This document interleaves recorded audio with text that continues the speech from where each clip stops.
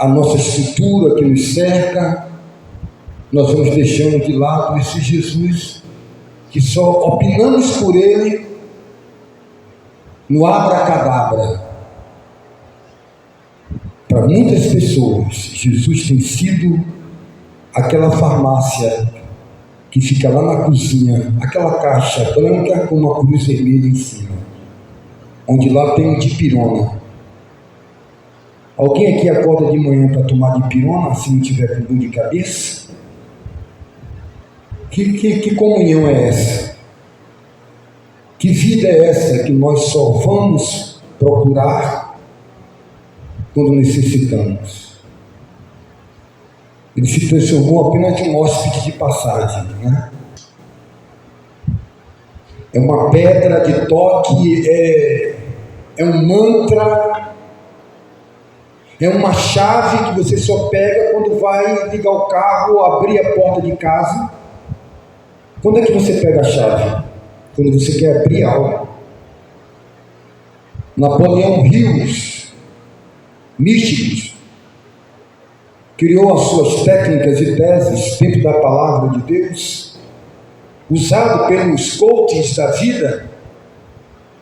As palavras de Jesus são usadas nas palestras, onde arranca muito dinheiro das pessoas, mas que não resolve os problemas. São palestras motivacionais. São as palavras de Deus, mas sem o Espírito de Deus, só a letra. Nós passamos a vida toda ouvindo a palavra de Deus morta, na letra, no catolicismo, onde nem eles mesmos têm vida em si para eles. Nós vivemos uma terra de senhores, que nos parece que detém a chave do poder, as chaves da solução. Ellen White, Charles Russell, William Branham, e por aí afora vai, com seus presidentes, seus líderes, seus senhores, e nós ficamos numa encruzilhada. Como é que Deus vê isso? Como Deus julgará? Deus ama também essas pessoas?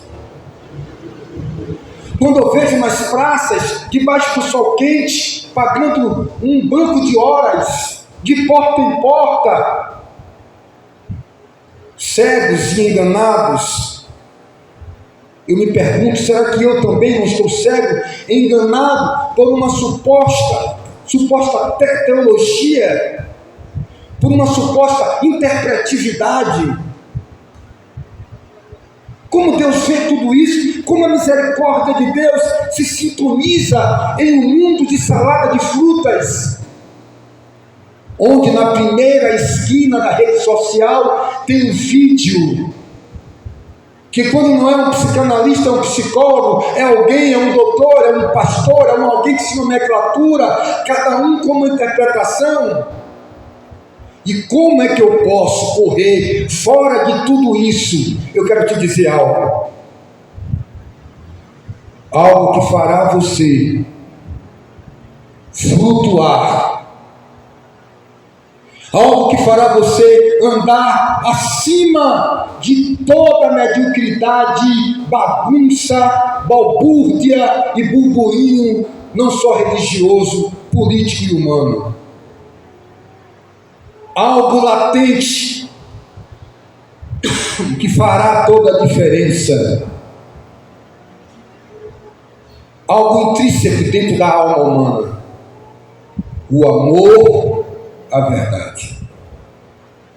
O amor à verdade te conduzirá, e pelo Espírito de Deus o guia, lhe dará certeza e convicção que só a Ele adorarás, que só a Ele adorarás, que só a Ele amarás de todo o teu corpo, de toda a tua alma, de todo o teu espírito. Jesus Cristo, a pedra de esquina, o fundamento da nossa fé. olhando para Jesus, o autor e consumador da nossa fé. É aqui nesse texto de João capítulo 7 e versículo 37, que do último dia da festa, que nós lemos no início,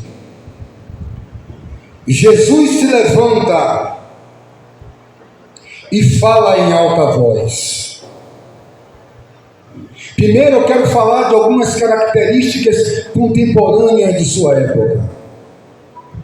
Os seus irmãos, agoniados, aquela vida de tentações psicológicas para tentar abalar a vida, a fé, o foco de Jesus. Os seus irmãos olham para ele e diz: você não vai para a festa? Você não vai para a festa? Ora, você é religioso, você não vai para a festa?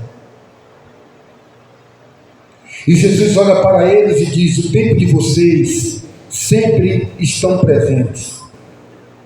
E aqui o Senhor Jesus Cristo nos mostra algo muito importante, de que aquele que entrega a vida para Deus sabe que o momento e a hora será dito por Deus, não mais por você. Que aquele que entrega a vida para Deus entende que a vida do homem é como uma fumaça que aparece e se desvanece. Ele não projeta, ele não arquiteta, mas ele diz: o Senhor é o meu pastor, ele me guiará, ele me conduzirá, porque só ele sabe onde há águas perenes, onde há águas refrescantes. Só ele pode me guiar pela vereda da justiça, por amor do seu nome.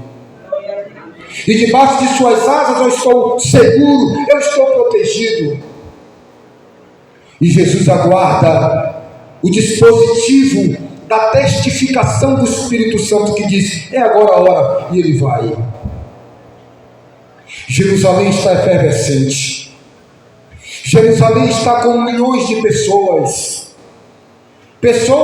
que dentro do ritual judaico religioso das leis levíticas se prepararam o ano todo para estar ali, para oferecer adoração e sacrifício ao Deus real, ao Deus Javé. E todos estão ali, apoteótico, as cidades, as ruas, os becos, todos ali evoluindo em uma egrégora positiva de adoração a Deus. Os vazios da alma, as necessidades, e só Jesus Cristo ali sabia que todo aquele ritualismo, todo aquele sacrifício da lei mosaica não tinha como preencher o arvorar das necessidades humanas. Não tinha como preencher o vazio. Todos os anos eu precisava estar ali diante do sacerdote, que também precisava estar com seus pecados expiados e com a corda amarrada na sua cintura, porque porventura ele morresse fulminado, era puxado. Havia uma necessidade de que eu matasse boi, bode, ovelhas, que pudesse redimir, se possível, a minha alma. Mas o livro de Hebreus diz que com derramamento de sangue não há remissão de pecados, de sangue de animais. E no ambiente religioso, todos ali que passaram pela cerimônia da purificação, e ali no templo, na hora exata que o Espírito lhe orienta a ir à festa, em um ato de coragem, porque tomaram uma atitude daquela no meio de uma nação extremamente religiosa. Ele fica de pé e ele fala, mas há uma redundância nesse texto. Ele fala, mas ele fala para que todos ouçam. Ele fala em voz alta. Ele toma a palavra no meio de todos aqueles que estavam ali, levando suas ofertas, seus sacrifícios, e ele diz: se alguém tem sede, venha a João. Se alguém tem sede, venha a Maria. Se alguém tem sede, venha a Pedro. Se alguém tem sede, vá às margens do rio Ganges e tome banho. Se alguém tem sede, passe 30 dias em um quarto escuro. Se alguém tem sede, tome banho de folha tal. Se alguém tem sede, passe um ano no Nepal ou no Himalaia. Se alguém tem sede, venha a mim. Se alguém tem sede, venha a mim e beba. Quem praticar, quem se entregar a mim, como diz as Escrituras, do seu interior fluirá água da vida. Aleluia. Glória a Deus. Preste atenção. Glória a Deus. Se você chegar no Aristides Maltês, o hospital responsável pelo tratamento de câncer, um dos hospitais, nem eu e nem você, por mais dinheiro que tenha, tem como sanar o problema daquelas pessoas. Se você tiver com um problema de dívida, eu posso lhe dar o dinheiro, lhe emprestar, seja como for, vai sanar, mas depois outras dívidas surgirão. Se você tem problema de tristeza, eu posso pagar uma passagem, se porventura pudesse, lá nesse lugar, 30 dias nas Ilhas Maldivas, 30 dias no Caribe, 30 dias na Disneylândia, passeando com Pateta Mickey e Pato Donald e Margarida. No Hope, no parque aquático temático em Camboriú, no parque aquático de Beto Carreiro. Você vai fazer essa viagem, você vai repaginar sua lua de mel, você vai levar uma pessoa para tirar a tristeza e a angústia naquele momento, maravilha. Mas tudo voltará, porque o buraco continua aberto. A ferida continua aberta. Você vai para a Lapa, você vai subir a escada de joelho, você vai levar água no cruzeiro, você vai ler a reza de São Cipriano, você vai colocar um patuá no pescoço, mas o buraco vai continuar aberto. E como é que você pode ajudar essas pessoas? O que tem dentro desse copo? O que tem dentro desse copo? Água. Se alguém tem sede, você vai dar um copo de água. Mas para você dar esse copo de água, você precisa ter água. Você tenta ajudar e não consegue. Não se ajuda com dinheiro, não se ajuda com seminário, não se ajuda mandando alguém passear, não se resolve problemas. Você precisa ter. Você precisa ser. O Evangelho não é um livro que eu leio para apresentar um organograma, um cronograma, para poder fazer números, para aglutinarem um local, criando-se uma coletividade religiosa. O Evangelho é uma doutrina que eu apresento, colocando o homem em seu devido lugar e mostrando a ele, pela palavra do próprio Evangelho, a necessidade de que ele tem, não de mudar o outro, mas mudar a si mesmo. A forma que eu tenho de te ajudar é, antes de mudar você, mudar a mim mesmo, para que eu seja o exemplo de pregar para você aquilo que eu sou. Isso é o Evangelho. Enquanto a religião lhe dá uma máscara, uma maquiagem, uma roupa, uma doutrina de conduta moral, ética. Eu sempre tenho dito que para você deixar de fumar, você não precisa ser crente. Vá para os Alcoólicos Anônimos. Os Alcoólicos Anônimos vai tirar a cachaça de você. Você tem força para isso. É força de vontade. Qualquer pessoa abandona os vícios. O Evangelho não é sobre fazer reforma de condutas.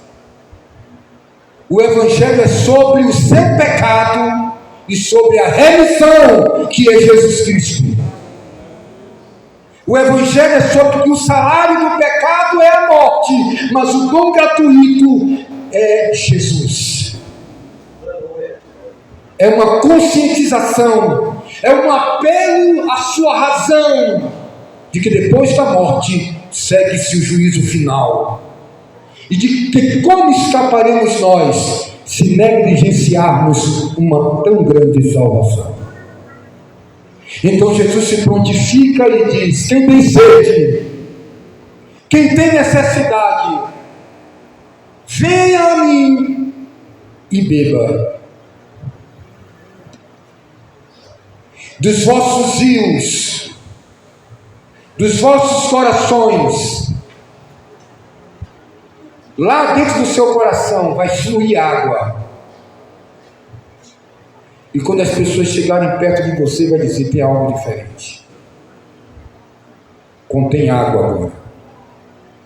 Esse copo sem água é só um copo. Um corpo sem o espírito é só um corpo.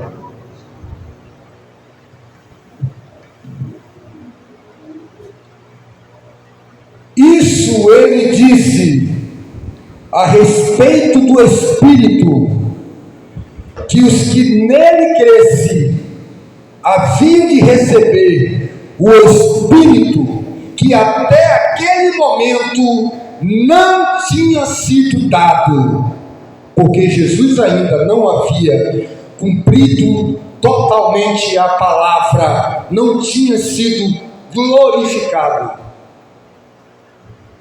Até aquele exato momento, preste atenção, ninguém continha o Espírito Santo. Até aquele exato momento, ninguém era casa de Deus. Até aquele exato momento, Emanuel não tinha se cumprido, Deus conosco.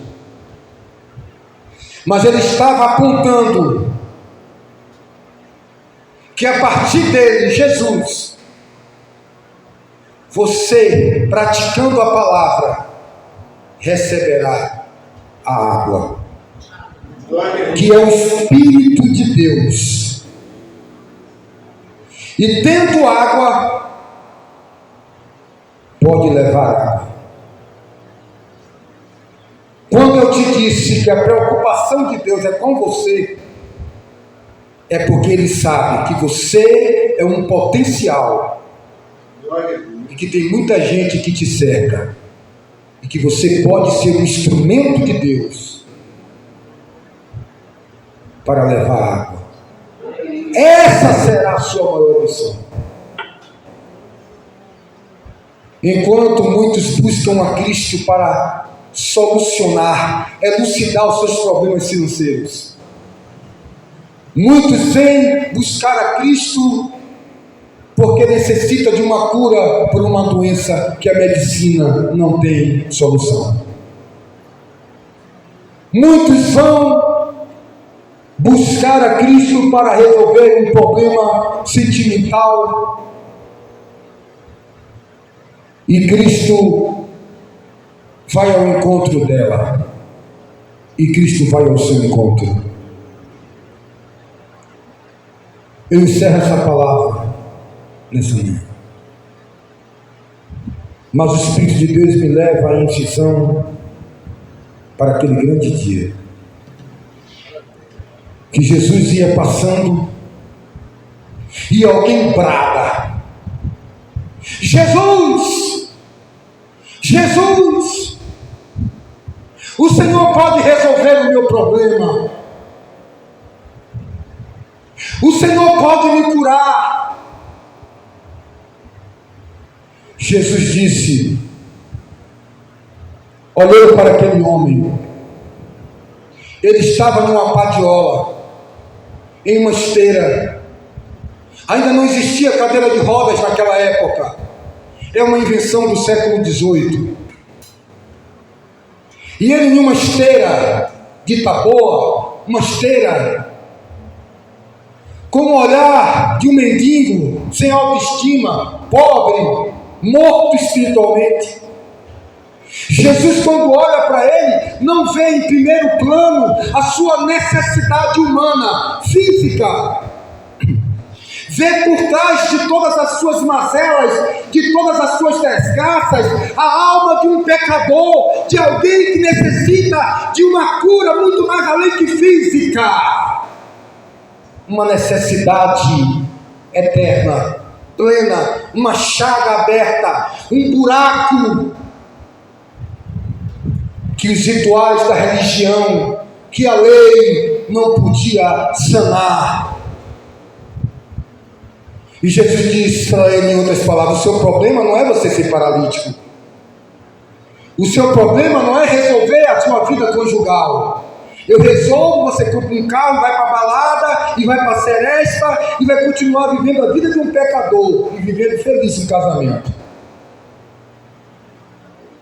O seu problema não é eu te curar de AIDS. Eu te curo de AIDS, você vai voltar para o bordel, para a vida de prostituição, porque o vazio vai continuar.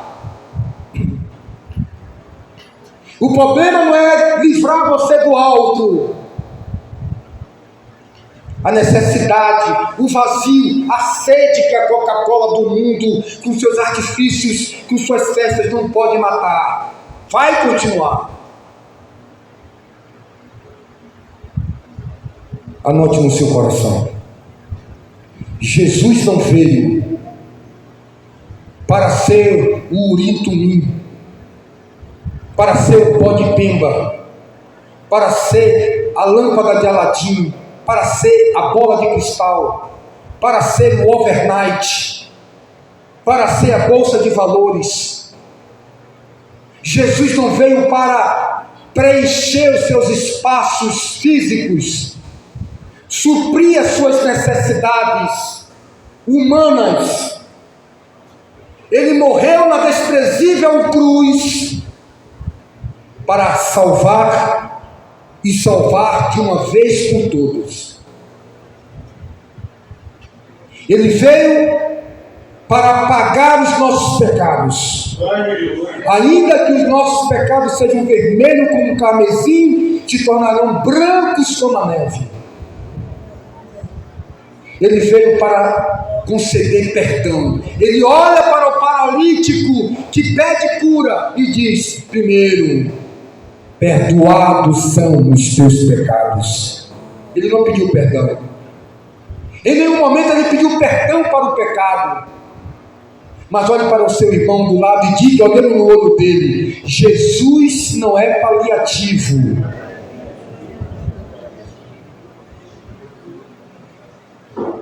Pó de arroz vai tapar a verruga, mas a verruga continua no rosto. Morou? Pó de arroz e maquiagem vai maquiar por um determinado tempo. Se suar ou se chorar, o blush sai. E continua a realidade. Jesus não maquia. Quem quiser me seguir, negue-se a si mesmo. Tome a sua cruz. É morte. Não adianta paliativos, técnicas, coaching, seminários, livros. O encontro é pessoal.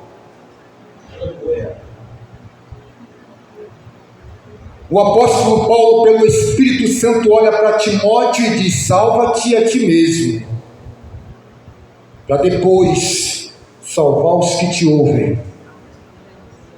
Primeiro você precisa ser portador de Deus, para depois evangelizar os outros. O Evangelho nos ensina a nos debruçar sobre nossas mazelas, não nas mazelas alheias.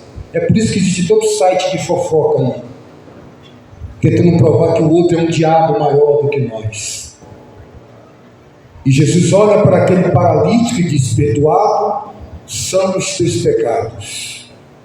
E depois, agora vamos tratar a segunda necessidade: levanta e anda, e vá para casa, e não cometa mais pecado, para não suceder coisas piores.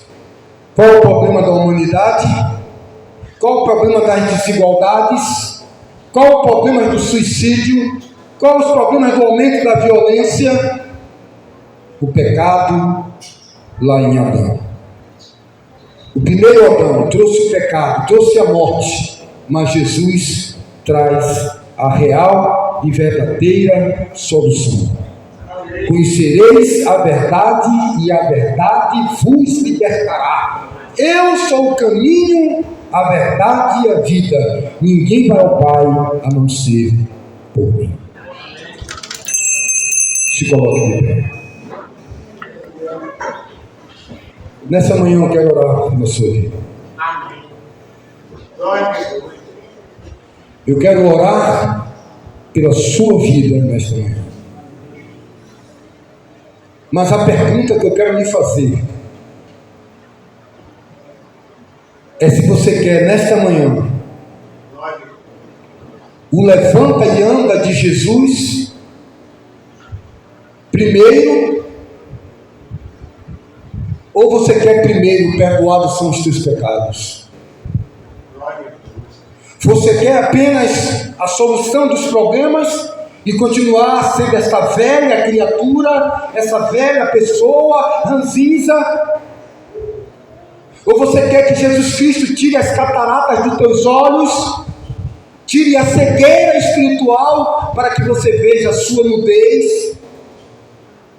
Existem pessoas que se tornaram expert em observar as desgraças do outro. Não, querido, você está cheio de problema, você tem uma perna torta, você não é legal nesta área, você tem isso. Olha, você viu fulano, você viu aquilo. Somos experts em observar e querer consertar o outro, mas o Evangelho nos desbruça a uma viagem para dentro de nós, e essa viagem é até o último dia do seu suspiro. É se debruçar naquilo que pode te conduzir realmente e ser objetivo para buscar a sua melhora. E esses instrumentos, esses dispositivos que podem te fazer melhor, só o Espírito de Deus pode te dar. Ajuda humana, técnica humana, nada pode te fazer 1 centímetro melhor. Meses de jejum, campanhas em cima do monte, nada disso. 7 pulos na ondinha, agora dia 31 de dezembro, que você fez a vida toda de branco, champanhe, nada. Entrega teu caminho ao Senhor Jesus Cristo, confia nele e ele tudo fará. Jesus Cristo, o único mediador entre Deus e os homens. A ele Então a pergunta é: você quer o quê? O amor da sua vida, o problema resolvido, a empresa bombando, a cura para o mioma ou um tumor? Ou você quer realmente abraçar esse Jesus que te ama, que morreu por você, independente do que Ele possa te dar?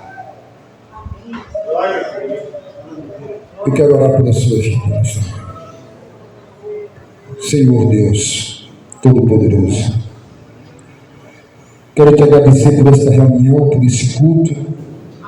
Eu não vim aqui como um pastor técnico religioso, nem para agradar aos ouvintes, porque aí fora existe várias casas, vários locais, mas estamos aqui focados em fazer a tua vontade, ainda que débil, ainda que trôpega, mas buscando o aperfeiçoamento a cada dia.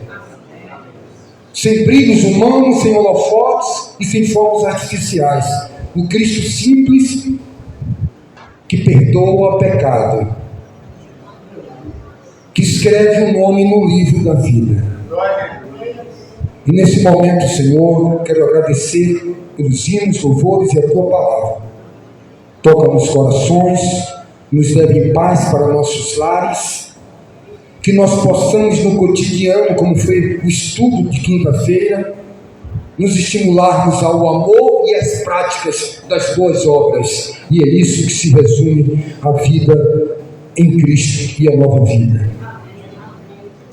Se conosco, nos abençoa em nome do Senhor e Salvador Jesus Cristo. Amém. Põe a sua mão sobre o seu coração.